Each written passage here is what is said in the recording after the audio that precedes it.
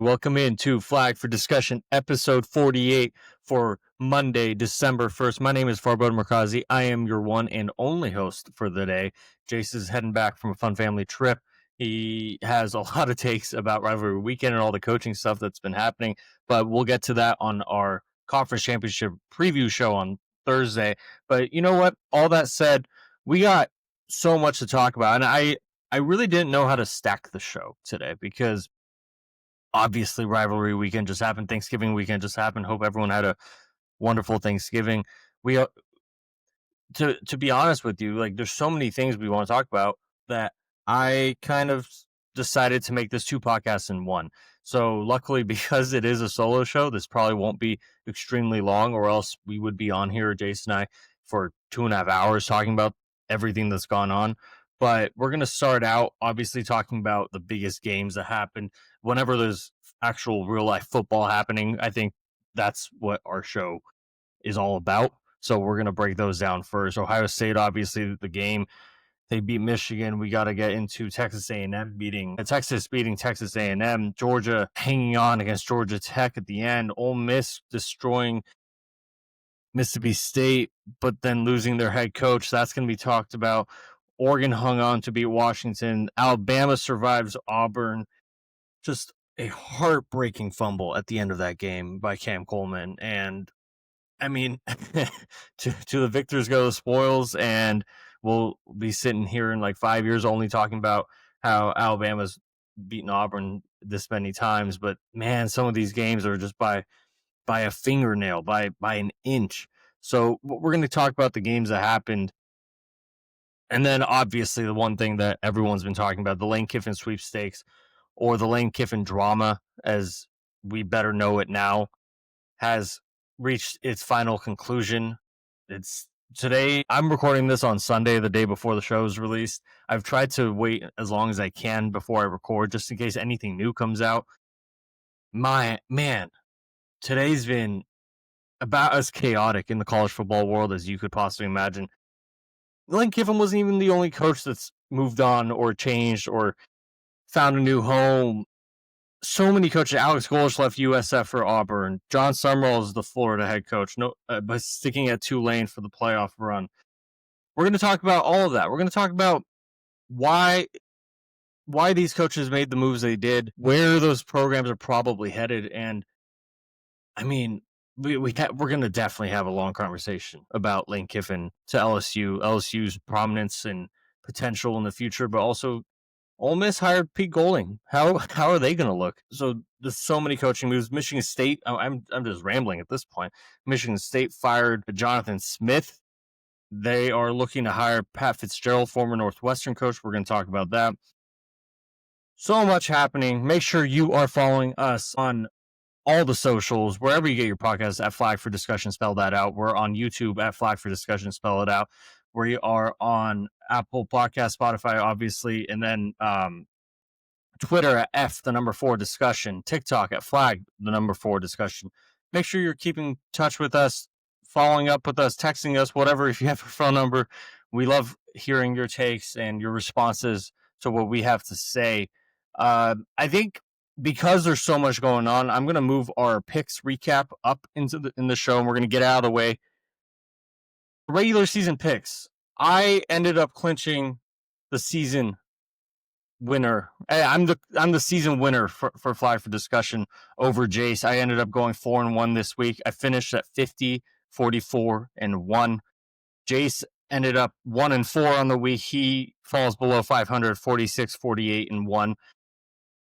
We picked 95 games, both hovered around the 500 mark, and we both needed this final week to put up or shut up. And I'm just thankful that I hung with the favorites, even though I was really nervous, and ended up winning the shot in the bark. My shot in the bark hit for this past week. I finished with 12 total points. I picked Georgia Tech plus 13.5 at Georgia. Georgia Tech, I mean, I thought that there was a chance they could come back to offense, just couldn't get going. Jace, though, despite his Michigan plus 10.5 pick versus Ohio State, didn't hit for the week. He finishes with 13 total points. He is the shot and bark champ. So, Jace, wherever you are, you're somewhere on the road. heading back home. Congrats to you. I don't know. We split it. What do we get? Do we split the trophy that we haven't even built yet? Maybe there's some sort of way in the playoff that we'll figure out how to come up with an overall season champ. And then our F4D parlay finished out positive. Unfortunately, this past week also didn't hit. We go 1 for 14 overall, but you know what? We're positive. That's all that matters. All right, we're 5 minutes into the show. Our picks recap's done. My opening ramble's done. I think we got to talk about some games. We got to start with the main one. And obviously, Ohio State beats Michigan 27-9. They beat them for the first time since 2019, snapping a streak of 4 straight losses. I didn't know if I was trying to get punny, and I didn't know if I should call this Ryan's Day of Reckoning or Ryan Day's Reckoning, or you know what I mean. It was stupid. But everything that happened at the beginning of this game led you to believe that, man, Michigan's just in Ohio State's head. Michigan goes down the field. They bully them a little bit. They get a field goal in. Ohio State takes the ball back, throws an interception on like the second play. And you're just thinking, oh, this is going to be another one of those. You're thinking, at least this is how I was feeling. You're thinking that Ohio State is about to have the better team on paper again, the overall better coaching staff. The superstars are all on Ohio State, the higher paid stars other than Bryce Underwood. And they're going to quiver and just fall apart because Michigan's just in their head. Now, luckily for Ohio State, that didn't happen. As the game went on, that didn't happen. Matt Patricia, you got to give him about how Ohio State's defense performed, not only in the first half, holding Michigan when they got into the red zone to just field goals instead of touchdowns, but also in the second half. I'll get down to the nitty gritty, but Matt Patricia's defense held, I think, every opponent to less than 17 or 18 points all season. If you thought that they were going to lose 7 or 8 starters to the NFL, they didn't lose bad starters. They won the national title last year. They lost that many players and star players, and their defense is better than it was last year. And it's not like they lost a bad coordinator. Jim Knowles was paid $3 million, became the highest paid coordinator in college football history to go to Penn State. He got poached, and Matt Patricia's defense has been the linchpin of what's made Ohio State Ohio State. I mean, you could argue, and many have already, I'm not the first, Julian Sayin wouldn't be this good if Matt Patricia's defense hadn't given his offense the ability to grow as the season's gone on. I mean, think about at the beginning of the year, Ohio State wins a 14-7 game against Texas, and you're just looking back saying, man, we knew that game was going to be ugly, but Julian Sayin and Arch Manning didn't look very special. And the goal is evident at Ohio State. We're going to bring him on slowly. And they've done it. They've done a magical job. Julian Sayin, after that interception yesterday, had a phenomenal game. The story of the game for me was Ohio State out Michiganed Michigan. And that's not to say anything like bombastic, and that's not to say anything crazy. Going into this game, it was always Ohio State might have the better talent. Ohio State might have the superstar wide receivers, but Michigan's damn tough. They're going to bully you. They're going to play really good defense, and they're going to bring you down to the final couple possessions, and they're going to end up executing better because they're tougher. They're more resilient. They're more physical. All right, so Michigan this game goes 1 for 9 on third down. Ohio State goes 10 for 17. Michigan goes 0 for 1 on fourth down. Ohio State 2 for 3. Michigan has 163 total yards. Ohio State 419. Michigan averages 3.5 yards per pass and finishes with 63 total pass yards. So Ohio State's 9 yards per pass and 233 total pass yards. The obvious symbol of Ohio State being the better Michigan of that game is Michigan had 100 rush yards. Ohio State finished with 186. Michigan had 19 minutes, about 20 minutes of time of possession. Ohio State had about 40. Michigan in their third and fourth quarter drives. Now listen to this. This isn't me just trying to pile on Michigan. In the third and fourth quarter, this is Michigan's drive chart. 4 plays, 26 yards, punt. 7 plays, 29 yards, punt. 3 plays, -6 yards, punt. 3 plays, 5 yards, turnover. That ended the game. Ohio State wins the game. And you know what? It was just clear, evident, and obvious that I don't know how many points Ohio State's going to end up with, but that defense isn't going to surrender them anymore. And they bullied Michigan much more than Michigan's bullied them, mainly in the last couple of years. It looked like, if you just reverse the jerseys, the amount of push that Ohio State was getting on the offensive line, the amount of yards per carry that Ohio State was getting, Bo Jackson looked ridiculous. He's a young running back, and I think if you're the rest of the Big Ten or Michigan in general, you're a little worried. Ohio State has a young quarterback. They have a young running back. They have a best player in college football, wide receiver Jeremiah Smith, obviously, and that guy's coming back next year. He can't go to the draft yet.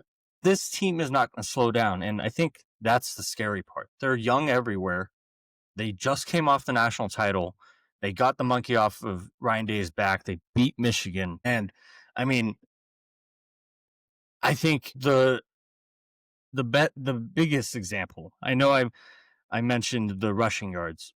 The biggest example of Ohio State being the more physical team, the biggest example of Ohio State bullying Michigan, third quarter to fourth quarter drive. This is one drive. Ohio State goes 20 plays, takes up 11 minutes and 56 seconds of game time, finishes with a field goal. That was essentially the take your soul out drive Ohio State put on Michigan, the way Michigan used to do on to Ohio State. I texted one of my buddies, Michigan alum, told him, sorry, man. And he goes, it was just a resemblance of the talent gap between the two rosters. And you can argue that's absolutely right. The talent gap is far right now. And you think Michigan is going to work its way back. They're not falling behind all that much. I'm going to touch on Michigan. But I think there was an aspect of last year's loss that everyone's talked about. It has invigorated Ohio State, invigorated Ryan Day. The conversation after losing to Michigan last year, despite having the better roster, the more explosive offense, probably just as good defense, but just losing in the red zone because they weren't physical enough. The conversation about Ryan Day was, this guy, he wants to win in order to send a message instead of just winning the way Ohio State wins. And he tried to send a message last year by saying, we're going to out-physical you. And it didn't work. It was clear and obvious that it was not their normal game plan. It was clear and obvious that Will Howard and that team was not playing what they had been used to. And then after that game, they went back to the drawing board, had to find themselves. It invigorated them. Ryan Day's been undefeated ever since losing to Michigan last year. And they've kind of taken an FU approach to every team they've played. So there was a conversation, and I asked Jason, our preview show last week, about, is Ohio State in trouble here because they haven't really played or really been tested much this year. Go look at their schedule. They've played hard teams, but overall, not really. They haven't really been tested. So it's allowed Julian Sand to grow. It's allowed that run game to develop. It's allowed the offensive line to gel. It's allowed Matt Patricia to install his scheme on defense. Dude, that team looks dangerous. And I think if you are anybody who's playoff bound, a fan of any team who's playoff bound, you want to avoid Ohio State at all costs. And I'm fascinated. Next week, we're going to see Ohio State, Indiana take each other on in the Big Ten title game. I have leans in that game, and I think by listening to me right now, you have an idea where I would be leaning. But that game, how could you bet against Curt Cignetti in Indiana? But with how Ohio State's been playing, I don't know if you can bet against them much right now either. On to the Michigan side of it. Look, Sherrone Moore is a good head coach, but I saw a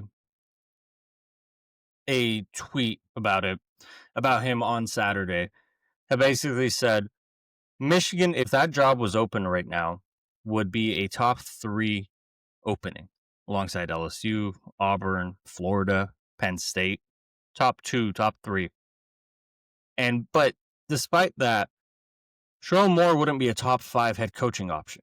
And I think that you can argue that guy, he's taken some hits for no reason. He was a head coaching candidate at other places in the past, and he had grown and developed as a coordinator, as an offensive line coach under Jim Harbaugh. There's a reason Jim Harbaugh pegged him in his contract to be the next Michigan coach. With that said, I think there is a bit of a danger of hiring your own coordinator instead of conducting a national search. And that's what Michigan did. I don't know where they're going to go from here. I don't know how Sharon Moore is going to continue to build. I'm not saying he's a bad coach, but I'm going to be watching Michigan pretty heavily this offseason because they have a superstar potential quarterback if they develop him right. They have the run game. It's been a little bit lessened since the Harbaugh days, but they have an overall really good run game. They have a solid defense. They have very little skill talent. And I know Marsh has developed into a stronger wide receiver and one that you can watch out for in the future. But Michigan is going to be one of those transfer portal destinations this offseason. And if Sharon Moore and the coaching staff, recruiting staff build that roster in a way that like continues to help Bryce Underwood and continues to help the offense really develop and gel, they're going to be really scary next year. And everything that people have, all the detractors of Sharon Moore are going to be basically told to shut up after how they come out next year.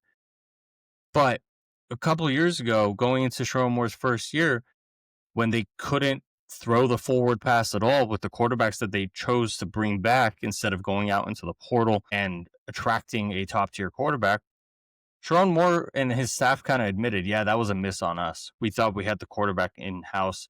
We didn't. That led to them overpaying or paying a lump sum to Bryce Underwood, which on it, like, look, it's not a bad investment that they made. He's going to develop into being a superstar if he's not already. He has some weaknesses right now, but he's a true freshman.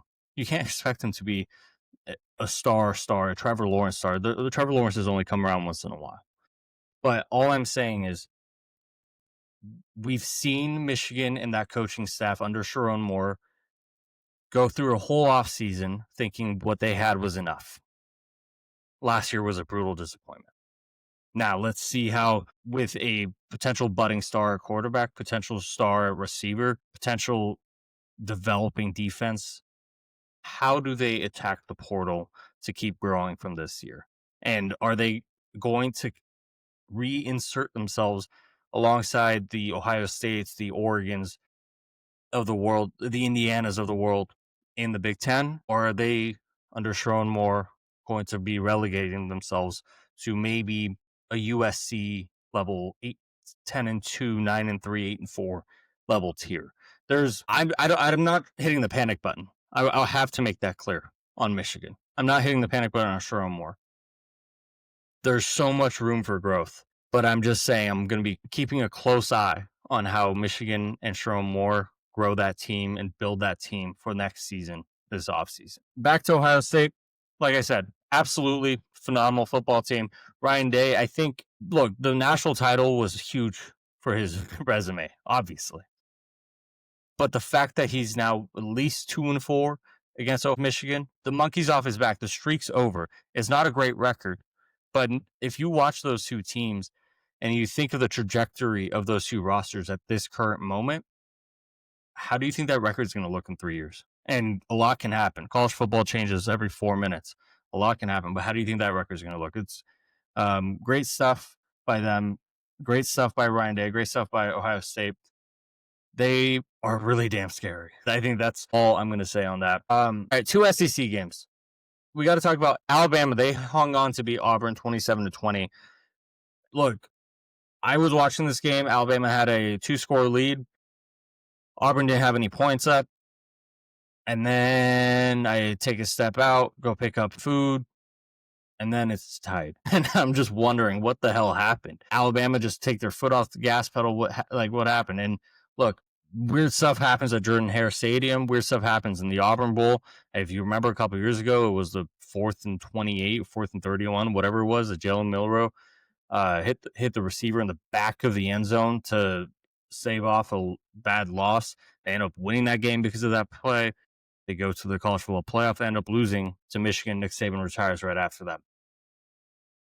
What happens here, I don't think this is cause for concern for Alabama, but it is a little like this has happened a couple too many times of like teams are too close for comfort. And look, you could say that's the SEC. You could say that's the talent level here.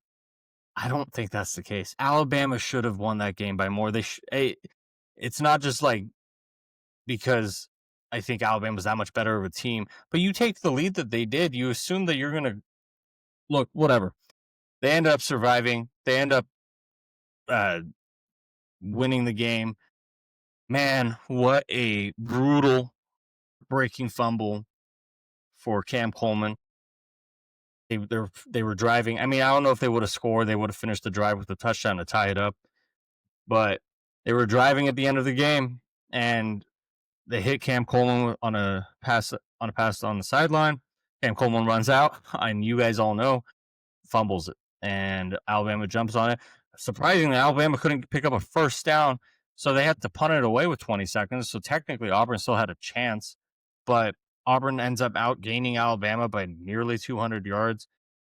They had multiple drops in the first half. They had a couple interceptions. They had a couple picks. I mean, they had that heartbreaking fumble. So, I mean, all in all, it wasn't like the best game for Auburn, and they only lost by 7. And DJ Durkin, you got to give him credit. He puts out a pretty good game plan. I was wondering if they were going to go with their 5-star true freshman, a quarterback, or Ashton Daniels. Ashton Daniels comes out, doesn't do really well. He has more incompletions than completions. Touchdown pick. He had 108 yards on the ground. Jeremiah Cobb had a touchdown on the ground. Jam Miller left the game with an injury, but finished with 83 yards. Ty Simpson, 122 yards only, averaged 3.5 yards per pass, 3 touchdowns. It wasn't the best of days for either quarterback or either team. Man, like, could you imagine what I would be or what we would be talking about at this moment if if that fumble didn't happen, Auburn finishes the drive, scores a touchdown, and then anything could happen at that point. College football in overtime. I mean, it's not the NFL rules. College football overtime, one team gets it, another team gets it. If they both score a touchdown or both kick a field goal, then eventually you're going to end up with 2-point conversions going back and forth. And I mean, you saw how Georgia happened last year, 8 overtimes. Georgia ended up winning, but there were multiple times where you thought, man, Georgia doesn't get this. They're about to lose to Georgia Tech. And it would have been a bigger upset last year than it was this year. But Alabama 4-17 on third down. They finished with 280 total yards. Auburn finishes with 411. I mean, all I'm going to say is there's some things to figure out there. It's not the prettiest football that's being played right now. And that's evident. That's not surprising. I still think Alabama at their best, Kalen DeBoer at his best, is really scary. But this was I guess you could call it like at least a 5 or 6 on the panic meter if you want to put a number on it. I wouldn't necessarily be like, oh, this is 5 o'clock fire. This is a 9 or a 10 on the panic meter. I think they're fine. Now, they're about to go play Georgia in the SEC championship game. Neither team came out with their best efforts for in rivalry week. Georgia barely beats Georgia Tech 16-9. That offense was not the best, but I attribute a lot of that to Georgia Tech being a tough team. And Georgia Tech, while they don't have that extra gear and they haven't had it, they are damn physical. They're damn hard to beat. And Georgia ended up putting it on them at the beginning and held on at the end. That's all you can really ask for. I was curious why Brent Key kicked a field goal to turn it 16-9 instead of going for it on 4th down. But then I realized, all right, they get a stop. They can come back, score a touchdown, tie it up, and then we head back to overtime. Look, obviously that didn't happen, and I have no way of guaranteeing that would have happened if Georgia Tech would have scored or who would have won. But Georgia wins, Alabama wins. They're heading to the SEC title game. And I bet you're curious why a certain team that we've been talking about all season long isn't heading to the SEC title game. Well, if you saw it, Texas beats A&M 27-17. Look, if you are a Texas fan, I'd love to hear from you because you know your program way better than I do. At what point is can you just be like, man, it's so frustrating. Like we have this run game in us, and we keep like the offensive line was putrid to start the year, and it got a little better. It was still pretty putrid. They got into some really close calls against some much worse teams or much worse rosters at least. And Arch Manning has grown. I'll give you that. Arch Manning has not looked the best still, but he's got looked a lot better than he did at the beginning of the year. He finishes 14-29, 180 yards, about 179 and a touchdown. He runs for 53 yards and a touchdown, about 7.6 yards per carry for Arch. Quintravian Wisner goes 19 carries, 155 yards, 8.2 yards per carry. This is all Jason and I have been saying all season. You get Arch a run game. You get him the ability to not have to be Superman on the field, and all of a sudden you are going to set your offense up to be successful. One of my arguments early on when everyone was bashing Arch, and I jokingly, I think I bought Arch stock 2 or 3 weeks ago, and I'm glad I did. Look, he didn't look the best, but I I think I bought it at the lowest price. But one of the things Jason and I have talked about at the beginning of the year is we can't even judge Arch. He might not be a good quarterback. Sure, you can give me that. But we can't even judge Arch when he's been asked to be the entire offense, when they can't run the ball, or when he doesn't even have a chance to make his reads or complete a pass because his offensive line is just letting everybody in. How are you going to call Arch a bust? How are you going to call him like a terrible quarterback if literally he just cannot get a second to breathe in that pocket? And then literally can't get like 5 yards on a run from his running backs. A lot of that, I argued at the time, that falls on Steve Sarkisian, and that falls on like the offensive coaching staff. That's mostly Sark. You know, if you're talking about a offensive head coach, especially one as experienced as Sark, he's been a head coach several places. He won a national title as OC at Alabama. He's been an NFL offensive coordinator. He's been around the block. And I mean, Texas has been in the playoff last couple of years with Quinn Ewers. We argued for a long time this year that if Sark didn't know that Arch was good or Arch would struggle, then that's on him as the offensive play caller. Like, it's a little bit different with a defensive coach who doesn't have extra expertise in that side. Sark's been around the block, man. And it's fun now seeing what Texas can do. But I think it's too little too late. And that's my entire argument with Texas is do I think they're a national title contender if they had 1 or 2 losses, even if they were by 1 or 2 points? No. I don't think this is a roster or a team that can go out and win a national title. I don't think Arch Manning's a national title quarterback right now. But at the same time, they clearly had an extra gear that it just took until the final couple weeks of the season for Texas to reach. And that's got to be infuriating for all Texas fans. Now, moving on to the other side of A&M. Man, A&M, you get a 10-3 lead in the first half. Going into halftime, you get outscored 24-7 in the second half. I mean, Marcel Reed, 20 of 32, 180 yards, 2 interceptions. He's also the leading rusher for Texas A&M. That Texas defense is good. And Texas A&M, you kind of are confirming the claim that because you haven't played anybody, you didn't deserve to be the number 3 seed despite being undefeated at the time. And I mean, Jason and I both fought those arguments. Jason and I both said, like, man, Texas A&M is good. Texas A&M is scary, and you don't want to play them because at their best, they can beat anybody. And that might be true. We saw them be in a shootout against Notre Dame. But this is almost clarifying and revealing and whatever the word is, it confirms to all the haters of A&M that they're only 11-1 now because of the schedule they've played. Even though I would argue they would still be really damn good if they had Florida's schedule, maybe 10-2, maybe they drop another one. Texas put them behind. Texas took them behind the woodshed in the second half. They beat them 27-17.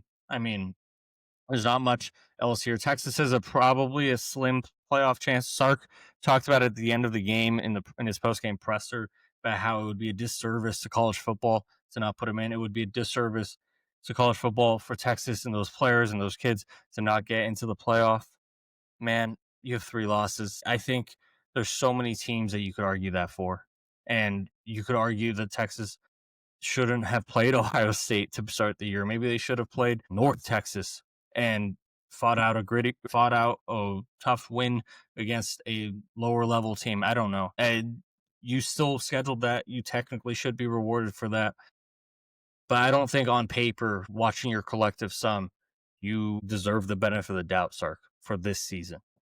We see where your team's headed. Maybe next season you are going to be set up to be really good. I don't know. A&M just falls right out of the SEC championship game. Maybe they're happy about that. Maybe they don't want that bye. I know that's crazy to say. I think Oregon proved to a lot of people last year that having the bye is kind of overrated because you're about to go 3 to 4 weeks without playing football.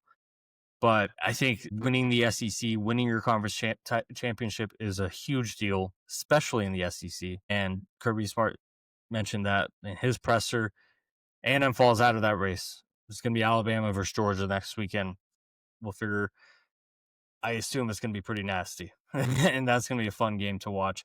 One more game because I am feeling happy about the result of it. Jokingly, one more game. Let's get into Oregon beating Washington 26-14. I mean, to me, look, the score might be a little closer than you expected, but it was further apart than Vegas expected. Vegas had a 6.5 point spread on it. To me, this felt kind of like varsity versus JV. Now, Washington, I like their head coach. A lot of people don't. I like Jedd Fisch. I think he has proven that he can build a program. This is only year 2 for him. He came in after Kalen DeBoer left, and the roster was essentially pillaged. You remember the memes? Not the even. It wasn't even a meme. They showed the Washington 2 deep from Kalen DeBoer's final year, and just crossed out every single player basically. And Jedd Fisch had a barren roster when he took over. He's done a pretty good job of rebuilding Washington. I think there's still going to be a problem in the future, but they finished 8-4, 5-4 in the Big Ten. Damon Williams, I mean, he has all the hype. He has all the talent. He's electric when he moves. He had a tough game, man. 15 of 30 through the air, 129 yards, 2 touchdowns, 2 interceptions. He ran for 2.7 yards per carry on his own. That Oregon defense showed out. Tosh Lupoy, Dan Lanning, you got to pat yourselves on the back. That defense made it really hard for DeMond to get anything going. And it was pretty obvious that in the past, it's been Oregon's defense prioritizing stopping the run and forcing the quarterback to make plays through the air.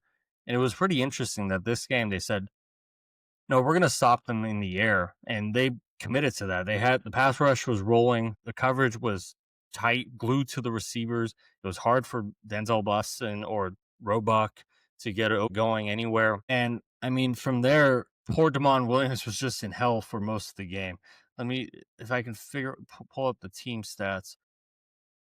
Tatum Tuioti, Bryce Betcher, Dylan Thieneman, the entire Oregon defense all over the place.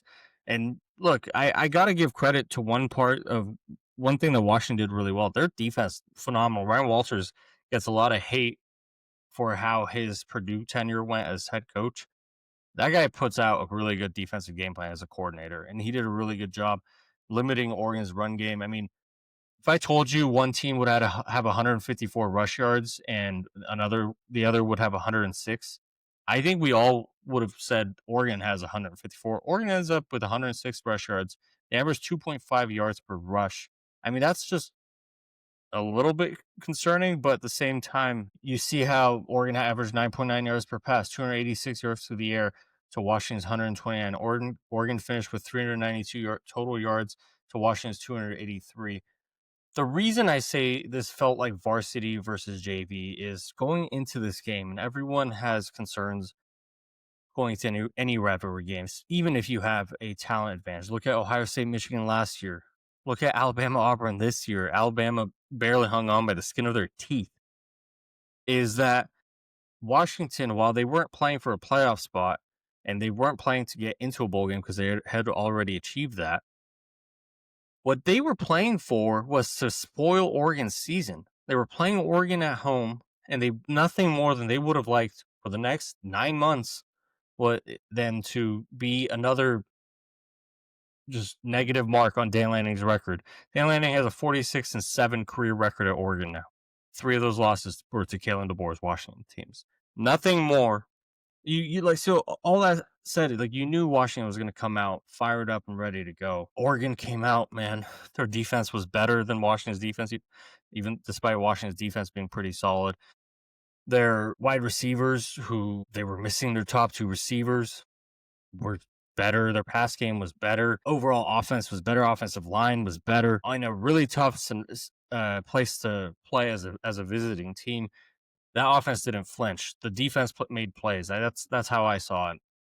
Look, Tosh LaPoy, like I said, Dan Lanning, you got to give them all the credit in the world. They came out the MVP of this game, Oregon's kicker, Atticus Savington, and you might be laughing at me.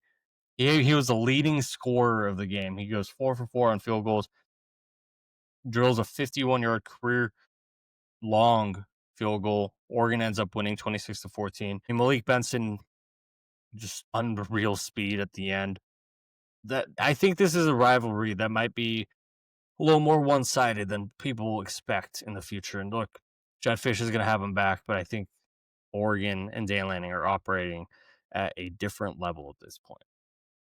Moving into the coaching carousel. And this is that second part of the podcast that I mentioned.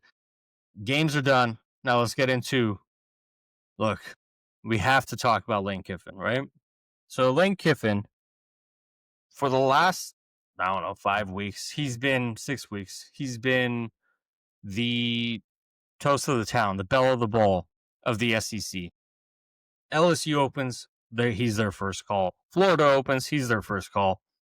Lane is quietly just sitting at Ole Miss, winning games, the offense looking really good, ends up finishing with the greatest regular season in Ole Miss history.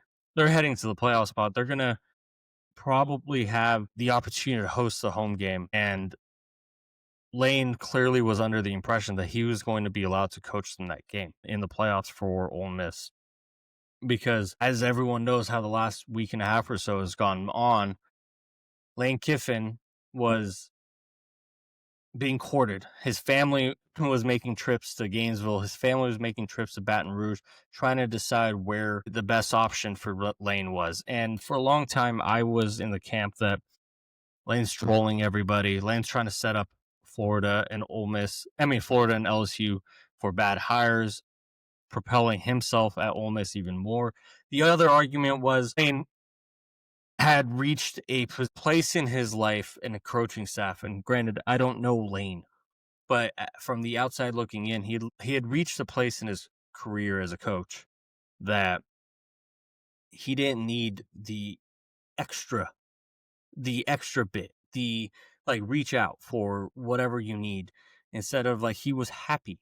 That was the stories that were coming out. He was, for the first time in a long time, he was content and stable and happy to be where he's been. I mean, that guy has been a coach since he was super young. His dad's his hero, and he's gone through the ringer as a coach.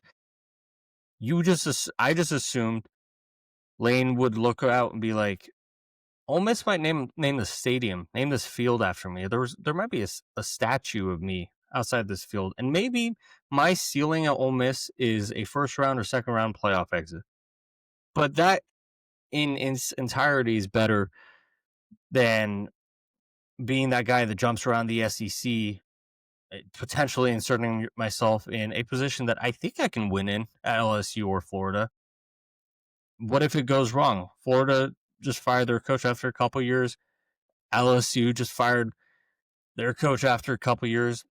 their coach who had been winning 9-10 games. I mean, we have faults about Brian Kelly, sure, but it's not like Brian Kelly wasn't winning a good amount of games. It's not like he had bottomed out the program. So all of that said, going into this weekend, I didn't really know what to believe, what to think.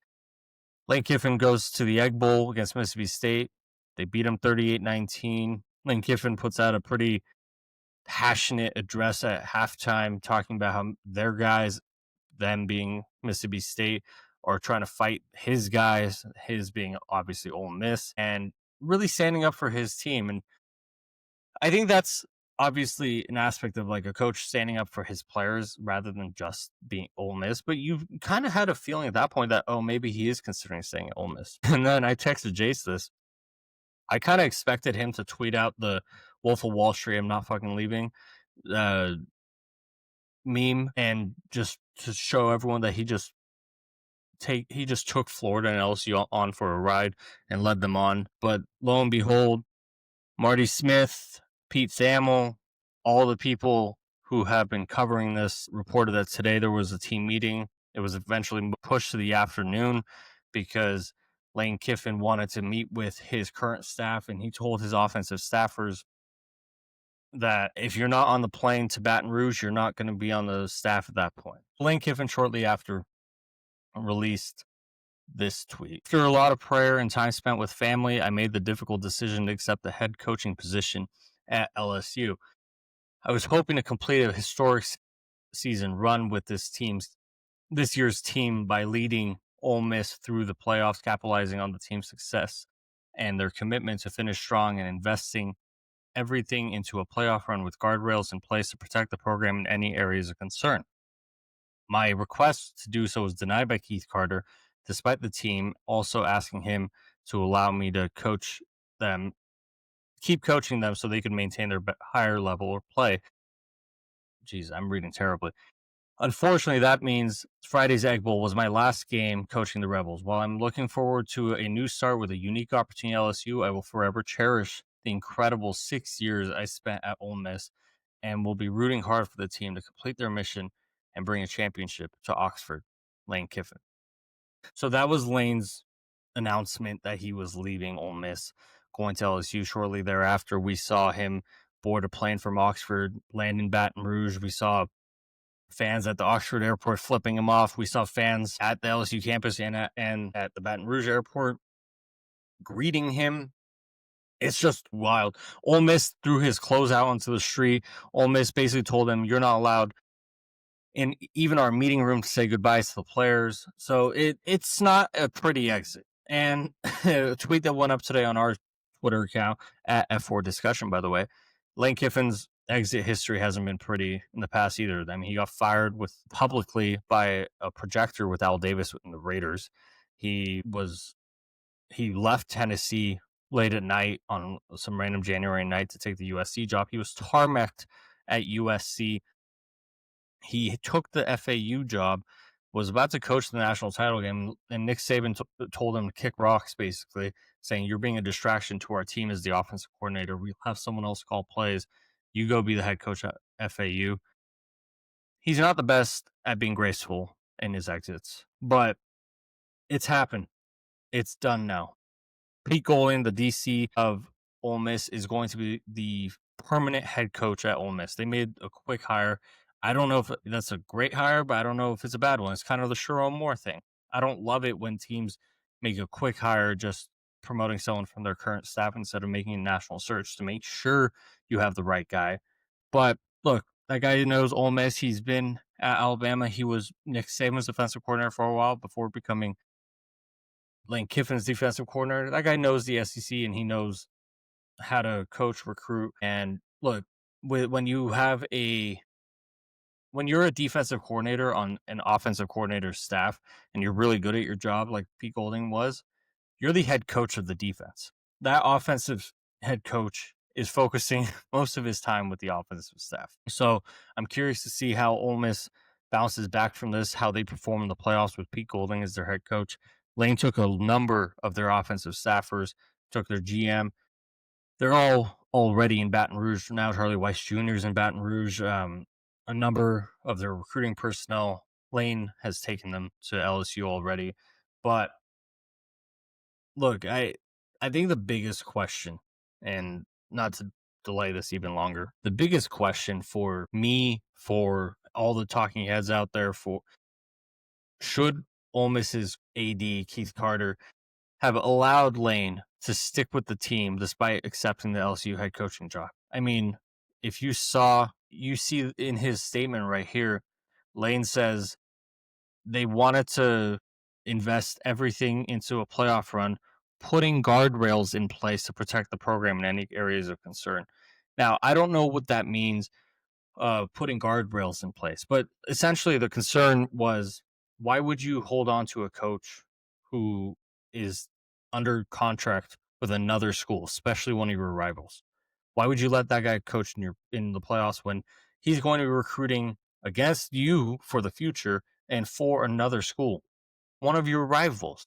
So I completely understand Keith Carter not being okay with Lane sticking around, because it only, like, realistically only negative stuff happens there. But the other aspect of it really is, this is Ole Miss's best season in program history. At what point do you just say, Lane, we're not happy you're leaving. We're not happy with your decision, but you built this program. It's been 6 years. This is the best season in our history. We had like 110-win season in the last 20 years before this. You just won 10 games in like three or the last 4 seasons. Go finish the job. We'll worry about the future from here. I don't know the realistic possibilities of that happening, but I feel like if you were a coach who had built the program and led to that position, you want to finish it out. Or if you're a player, you want to finish it out with that coach. And so you see where Lane's coming from too. I just don't know if Ole Miss had a choice at that point. I don't know what those guardrails that Lane is mentioning would have been. And Ole Miss is on their own now with Pete Golding, moving into LSU itself with Lane. Look, I think Lane's an excellent head coach. He built a damn good Ole Miss team. We know that. And he built a really good offense, and that's what he knows to do. Why would you take the LSU job? It's because offensive coordinators, offensive head coaches can often do more with less on the offensive side because they're such scheme geniuses, but they'll never get the body types they need at I hate calling Ole Miss a smaller program, but at a smaller program compared to LSU, they won't get the body types they need along the defensive line without having to overpay for them in the portal. Well, now he's going to LSU, where if they hold on to Blake Baker, who's an excellent defensive coordinator, and they basically tell him, bro, you're the head coach of the defense. You do what you need to do. You bring in the guys you need to bring in. I'll take care of the offense. We're going to go win a lot of games. And I think that's the mission, because a lot of really great and elite players in the country are going to want to go to LSU now, not only to play for Lane offensively, but they're going to go to LSU to be a Tiger defensively, to go win a lot of games as an LSU Tiger defensively. So that's the appeal of LSU. I think there's a lot of people out there right now saying that LSU is not as much of a good job in 2025 as it was in 2012. You might be right. It's a different era in college football. Ole Miss has a lot of money. They can pay a lot of money for players. It's just easier for Lane at LSU to build a national title winning team. And I think that was the draw. There's, like I said at the beginning of this whole the beginning of this whole rant, I thought personally that Lane might want to go and build his own legacy, build a statue of himself at Ole Miss. There's people are driven by different things, man. And Lane's an alpha head coach. He's a genius offensive coordinator. I expect him to be really good. And that offense should be really damn good with the recruiting potential that they already have. I mean, I don't have the numbers in front of me right now. Think about this. Brian Kelly was fired like 6 weeks ago. They still have the number 13 or 12 or 13 recruiting class in the country. Ole Miss had their best season under Lane Kiffin and in program history. Goes 11-1. They're 20th in the country. That is the example. It's not the fact that you can't get good players at Ole Miss. It's not the fact that you can't get the best defensive players that Lane would need to complement his offense. It's the fact that LSU, even though there's been a fired head coach, there's a ton of kids out there, high profile kids that are still lining up to be a Tiger despite who the head coach is. So good for Lane. Look, I'm just glad the the saga is over. Ole Miss, good for them for jumping quickly at the next job. Hopefully it works out for Pete Golding. Hopefully it works out for Lane Kiffin at LSU. If he builds him up, man, I don't think it's going to take very long. I think he probably, I would assume he probably needs an offseason to get that offense humming. Maybe another 2 years from now, they're like, oh man, that's a team no one wants to play. It's also funny to me that he's kind of completed. He's now coached at every one of the places that Ed Orgeron was a head coach or an interim coach at. He was an interim at USC, interim at Ole Miss, head coach at LSU. Lane's been a head coach at all three, and more power to him. You get to choose what you want to do. This is America. You get to choose where you want to go. The rest of the coaching carousel. Florida strikes out on Lane, so they pivot. Apparently, this is unconfirmed, but there have been reports that Lincoln Riley's camp had been calling Florida, asking and just trying to bruise their interest in hiring Lincoln Riley away from USC. And Florida apparently turned Lincoln away twice, which is crazy. Whatever you think about Lincoln, you don't necessarily just say no to a guy right away twice without looking into everything. Florida hires John Summerall of Tulane. Summerall's been with Troy. He built them up. He took the Tulane job. He built them up. Tulane didn't need much building. Willie Fritz was doing a good job there before that, but Summerall kept that going. And he's one of the more bright young head coaches in the country. You knew he was going to be an SEC or at least a Power 5 head coach next season. It just depended on where, and it seems like it came down to Auburn and Florida for Summerall. And a lot of that was because he wanted to be an SEC coach. You assumed he might want to be the Ole Miss coach, but Lane took forever to make his decision. But Auburn apparently didn't want John Summerall to coach Tulane through the playoffs. Florida was okay with it. Lo and behold, as we saw from Lane, coaches want to coach the team that they coached all season. John Summerall is heading to Florida, but not before his season at Tulane. If they make the playoff or a bowl game is complete, this is a pretty good hire. I'm pretty happy for Florida and Florida fans. But it's funny, you look at John Summerall's Twitter, I encourage you, go look at one of his most recent posts. There's Florida fans asking him not to come. Florida fans asking him not to be their head coach. Florida fans asking him to rip up the contract. Florida fans asking him to...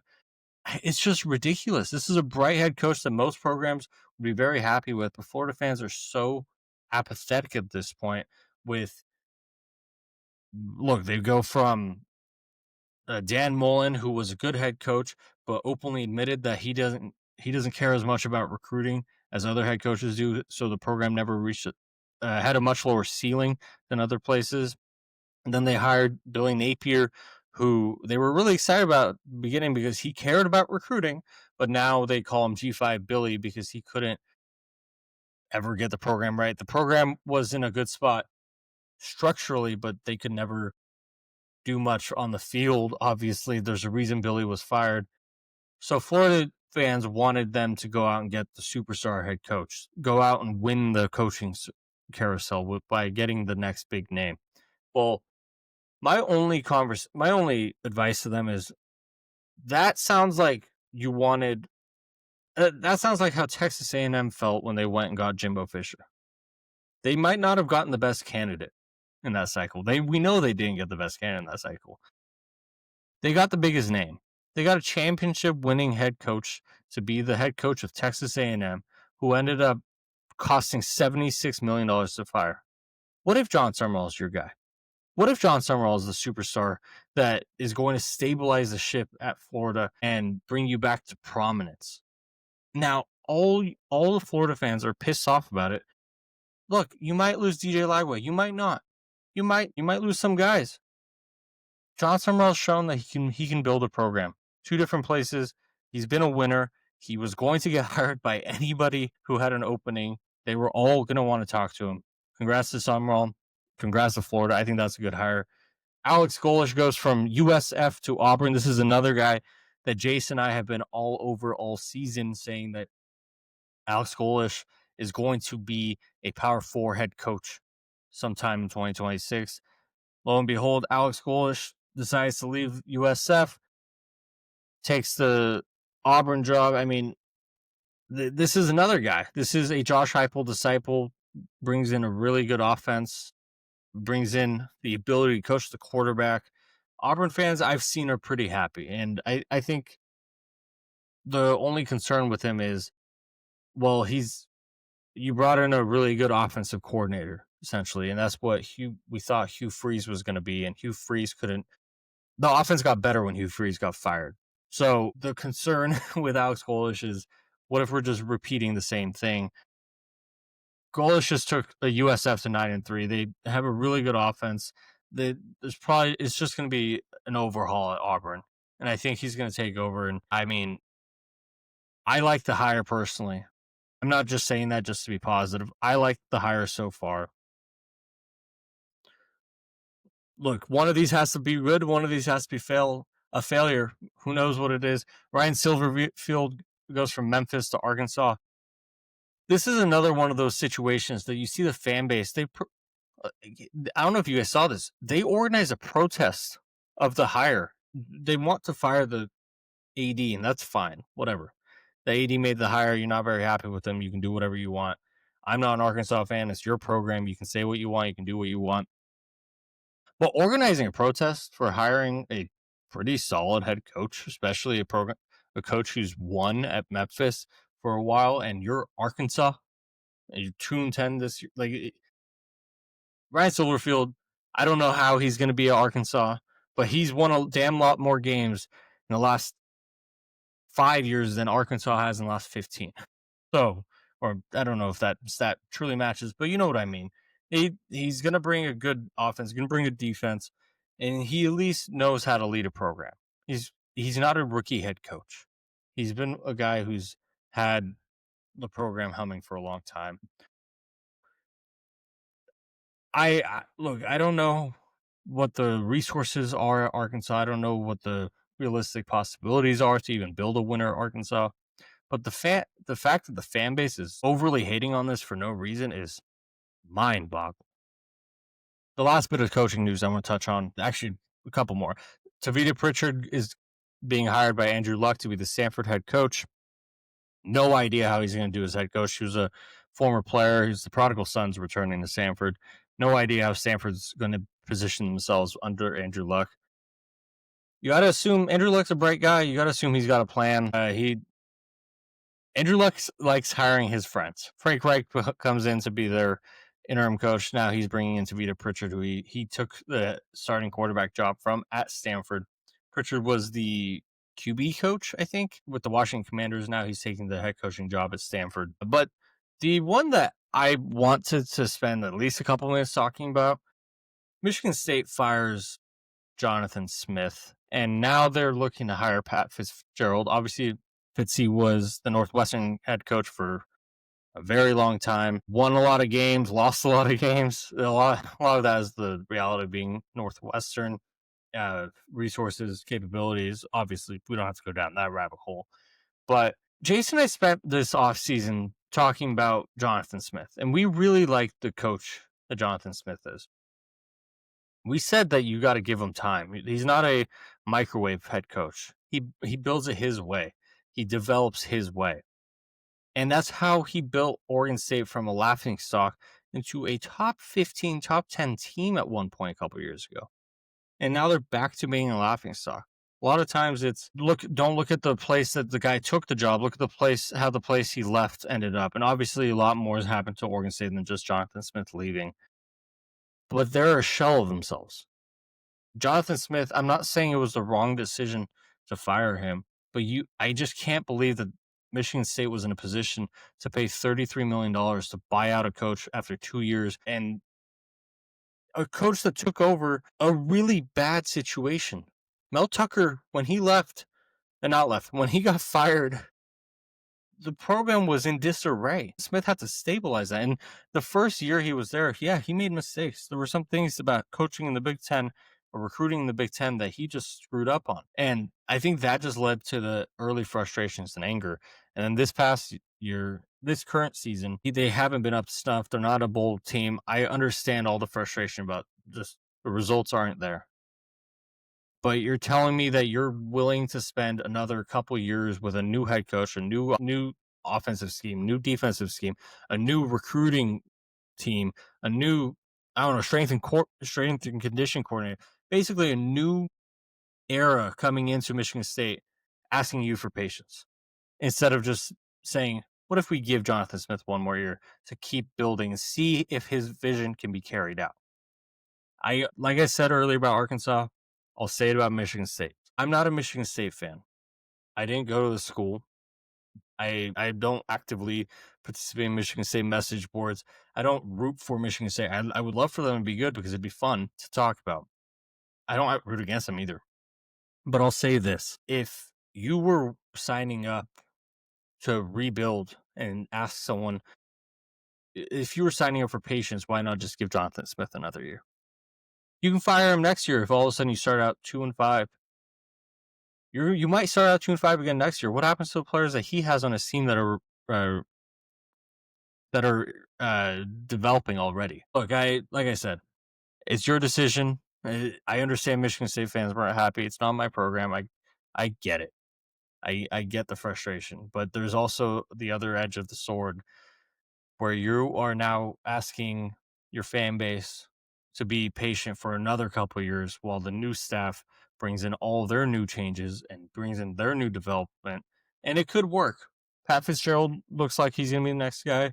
Looks like, he knows how to be a head coach. He prioritized the offensive and defensive lines. We'll see how that works. But it is risky for a already frustrated fan base to give up on a coach without letting him carry out his vision at least a little bit more than the 2 years in disarray he took over. All right, we're going to get into this final part.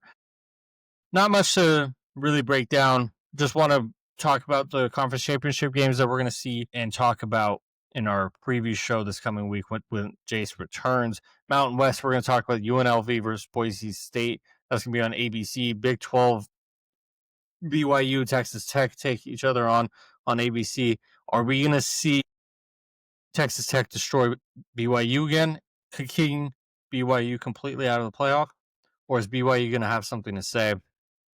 And, if BYU wins that game, they're probably going to be making the committee have some really hard decisions to make because Texas Tech's not going to be kicked out of the playoff. So who's going to be? And how pissed off are some SEC or Notre Dame fans going to be?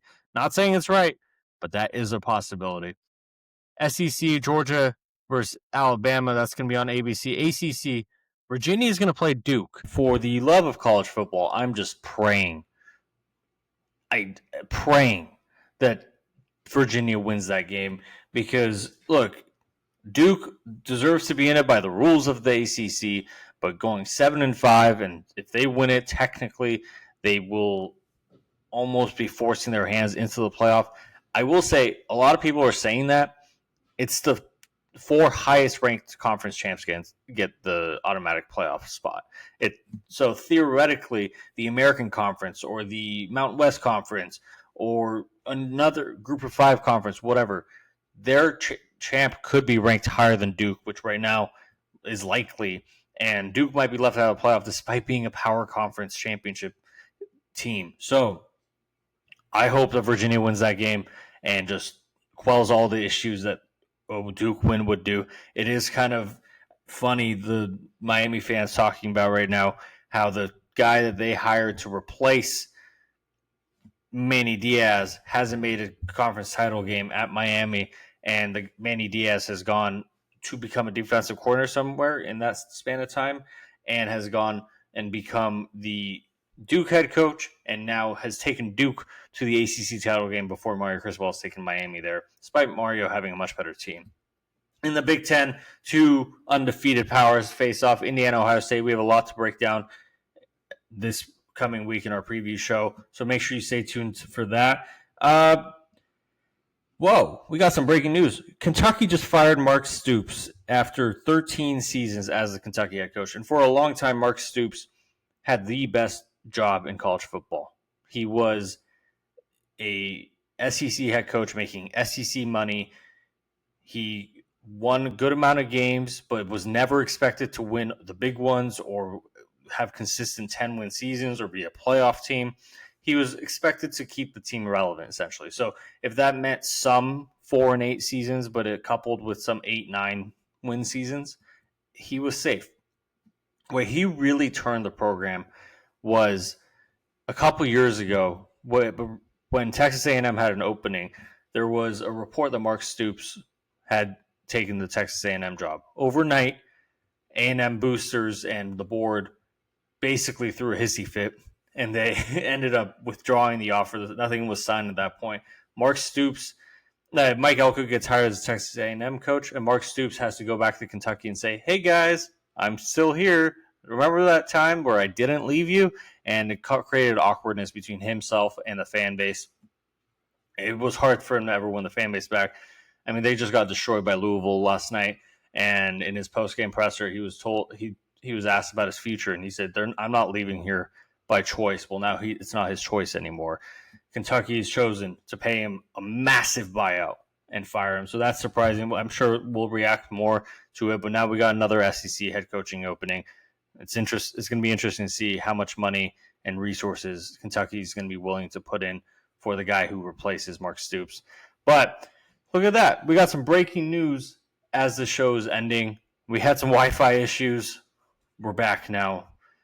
Make sure you are following us on TikTok at flag4discussion, on Twitter at F4discussion. We're on YouTube at flag4discussion. Spell it out wherever you get your podcasts, at flag4discussion. Spell it out. Thank you so much for tuning in. It's been Rivalry Week. It's been a long show. There's so much that's happened. I appreciate anyone who's listened to the end. Jace will be back in our preview show. I won't be having to do this solo. Thank you, everybody, for tuning in. For myself, Farbod Merkazi, this has been Flagged for Discussion.